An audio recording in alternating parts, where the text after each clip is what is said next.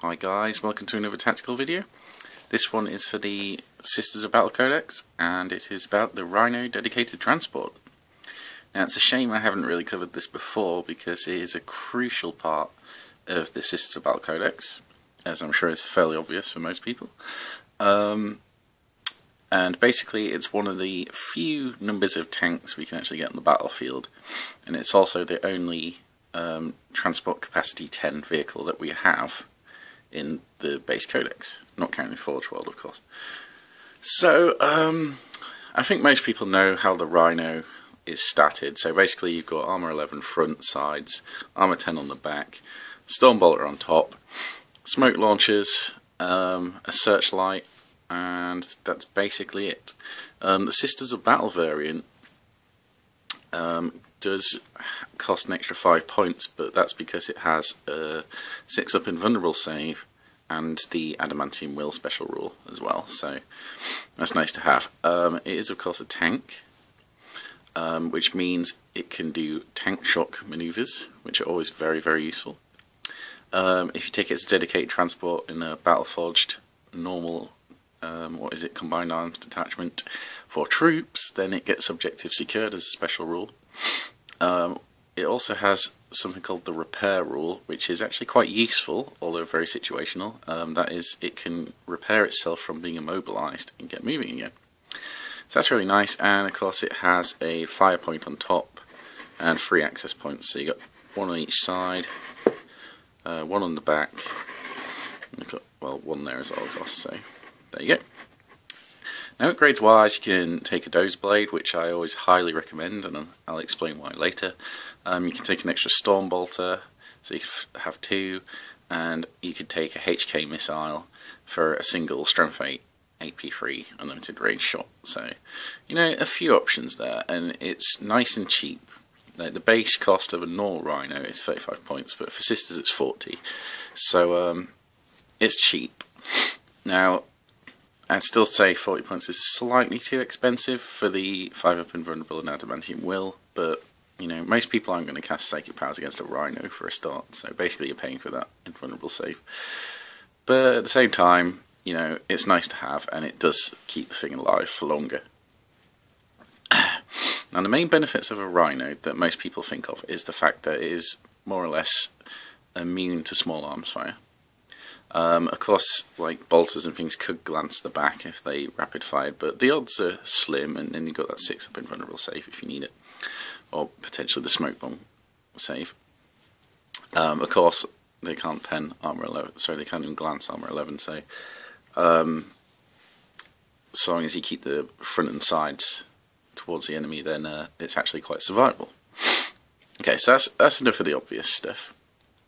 Now, the Rhino is probably one of my favourite units in the entire game, and the reason being for this is that it makes a simple unit much, much more versatile. Of course, it makes them more survivable as well, but it gives you so many more options, and I'm going to go into that in full detail in a little while. But talking about the basic thing is, of course, as a vehicle it can move up to 12 inches, and it can also flat out an extra 18 inches, so that means a unit inside of this can easily move 18 inches in a single turn, which means you can get your troop units and flamers and belter guns and that kind of thing exactly where you need them, which is really, really useful. Now, the other thing is, it's so cheap that whilst it is often a sought after target for people trying to get First Blood, if First Blood has already come and gone, Rhinos are like the kind of target that someone does not want to have to shoot. They are an annoyance. They are the kind of thing that, because they're so low pointed and, you know, they have such a little effect on the game in terms of shooting and killing, that your opponent doesn't want to waste resources shooting at them, or like dedicating units to them to try and take them out, unless they have to, of course, unless there's something juicy inside especially. So, what this basically means is that because it's immune to the small arms fire almost, you have to dedicate something else to this. Now, you could dedicate volume of fire at like medium strength hits, which is actually quite a lot of resources. Like, for example, a squad of Devastators. Now watch out, there's a cat attacking the Rhino. Come on, move out the way. So yeah, you could have, what is it, a squad of, like, say, Devastators with heavy bolters open fire on the Rhino. They've got a good chance of taking it out. Okay, but that means they are now shooting at the Rhino instead of something else. You could dedicate las cannons at this and try and one-shot it. Again, they are dedicating something at the Rhino that could have gone into something else. Okay, now personally I would shoot las cannons at a Rhino, that's the perfect weapon for it. But then you can do your own tricks for the Rhino to make it as difficult as possible. For example, keeping it in cover. If you keep this thing behind ruins or other units or, that kind of thing as much as possible, out of line of sight in these things, they are going to really struggle to take them out because of those reasons. Now, another good thing about keeping it in cover and out of line of sight, that kind of thing, is your opponent tends to forget they're there. And 18 inches is a long range in which it can affect, especially if it's objective secured. So, of course, you could hide it, basically. You could hide it in the bottom floor of a ruin. People forget it's there, and then last turn it just zooms out, grabs an objective right off your opponent. It's simple as that, and then it's won you the game, or it's seriously adding to the amount of points you get, that kind of thing. So rhinos themselves can easily change the game in your favour, and they're very useful. Now, upgrades wise, I did cover them before. The only upgrade I tend to go for is the Dozer Blade. Reason being is because not only does it mean you can travel through any kind of terrain with confidence, because you're re-rolling that dangerous terrain test. Come on, cat. Sorry about this, it's being annoying. Yeah, not only that, but you could ram at a high strength, because it adds +1 to ram strength now. Yeah, this video isn't about you, Gizmo. Okay, so, you're actually ramming at strength 7 then, instead of strength 6, so that's actually quite nice. And you can actually do sort of damage to other tanks with that. From a Rhino, you can actually take them out. Especially if you're ramming things like rear armour, which is really nice. With the smoke launchers, you can basically give yourself extra cover, which is nice even in the open. I'd say do it if you've already moved and there's nothing worth shooting at, that kind of thing, or it's got no cover and it's exposed, then go ahead and use your smoke launchers. Otherwise, I tend to flat them out instead. I tend to get them moving where they need to be, and then they stay in support of the troops. Because, of course, once the troops have got out, they could always hop back in. Or you could even just carry another unit that needs rescuing and take it away and keep it until the end game and then bring it back, that kind of thing. So it's actually very versatile what you have. The other thing you could do is use it as a drive-by vehicle, and this is quite a popular option too. Basically what that means is the units sitting inside the Rhino drive around and shoot out the top, so you can shoot flamers and that kind of thing. The drawback with that, of course, is you could only do that with flamers if you move 6 inches only. And same thing if you take the Stormbolter, the extra Stormbolter upgrade. If you move 6 inches, only one of them can shoot a full ballistic skill and the other one would have to snapshot. And of course, if you move 12, they're both snapshotting. Although you are increasing the amount of firepower. So, situational, but I'd say if you do need some more, eke out some more anti-infantry, then you could do worse than putting a Stormbolter there. Because at least, wherever you shoot it at, it's going to be useful. You're not conflicting targets there. So, yeah, that's the basics of the Rhino. So, I'm going to move on and basically go into the actual tricks that you can do with a Rhino and why it is such an amazing choice to take. So, see you in a minute. Alright, so here is why the Rhino is so useful and such a good addition to any kind of army. This is basically dedicated transports in general, but of course I'm covering the Rhino because that's what this video is about. So in the image above you can basically see a squad of Battle Sisters, such as it is, and their movement options basically as standard. So that's 6-inch movement and basically the positions in which they would end up in. Okay, fairly straightforward. Now here is where they could move if they tried to move into the cover the trees in the forest. So as you can see, it's shorter because you'd be rolling the 2d6 taking the highest, typical difficult terrain test.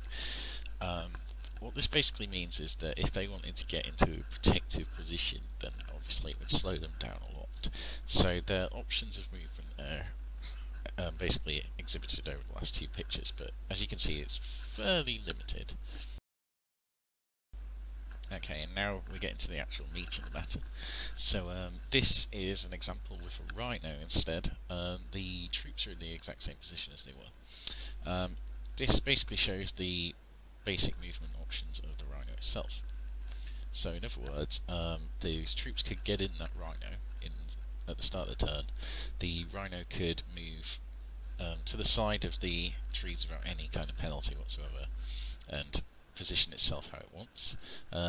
It could move to the top part of the trees, like just cut through the tree branch and go full speed ahead, it's much greater movement distance. Or of course it could move straight into the trees, as you can see, and hide in cover. But of course it would take dangerous terrain tests, but that's what dozer blades are for. So that is basically a simple example of how useful dozer blades are, because it opens up those movement possibilities a lot more. It's much more secure to do that kind of thing, and you get much more options. Now, one of the good things about the Rhino is, of course, that it can pivot as a free action, so to speak. So it can move and pivot as much as it likes during that movement. So you could position it any direction you wanted. You could position it behind the trees better, that kind of thing, and it could still move its full movement. If you were to rearrange the order of facing of the troops, the sisters, then obviously you have to do that wholly within your own movement phase, so it's a little bit more difficult to hide line of sights and that kind of thing from certain models. The other good thing about disembarking from a Rhino is that, of course, you could arrange the squad easier as well, because you can place them out however you want, so you can put whichever models you want forward and that kind of thing. So it's easier to react to situations that you find yourself in, whether you've engineered them or your opponent has. So it's another little advantage right there. Now, the main benefits of this, as you can see on the screen, is you have not only greater movement, but much bigger range of movement. You have basically many more options than you would normally, because now that Rhino can move on its own. That squad get in that Rhino and move anywhere it wanted like that. Because of the way you could move with the 12 inches, that squad could move anywhere it wanted in one of those red boxes, if it started in the Rhino, of course, but that's what I mean, that greater depth of movement it's got. Of course, the Rhino could only move 6 inches if it wanted, or it could even flat out for 18 inches. So basically what I'm getting at is that you get many more movement options than you would on foot, because if you remember in the earlier example, they had a very limited range of where they could move and what they could do to react to things. The Rhino gives them so many more options, and it keeps your opponents guessing, because especially if you've got the dozer blade, he's not going to know whether you're going to go straight through the cover, he's not going to know whether you're going to go around to the sides, he's not going to know whether you only travel 6 inches, whether you're going to stay still, whether you're going to go the full 12, or even if you're going to go flat out 18. That is a lot of factors to take into account in his army, and it's really hard to predict the movements. It's really hard to set up firing lines and cross channels and things like that. It's really hard to set up kill boxes, because you're constantly going to be moving places that he can't predict. That is the advantage of speed, and that is the huge advantage that Rhinos give you. So if you could see the potential of this, that Rhino could basically move wherever it wants, and thus that squad can move wherever it wants. That is way better than normal, and of course it's worth 35 points any day. So that's basically it. Hopefully this video has been useful to you. Hopefully I was able to explain what I mean adequately. If you have any questions, then remember to comment, and I'll try and get back to you as soon as possible. If you liked it, click like, and of course remember to subscribe for more tactical videos soon. Thanks for watching.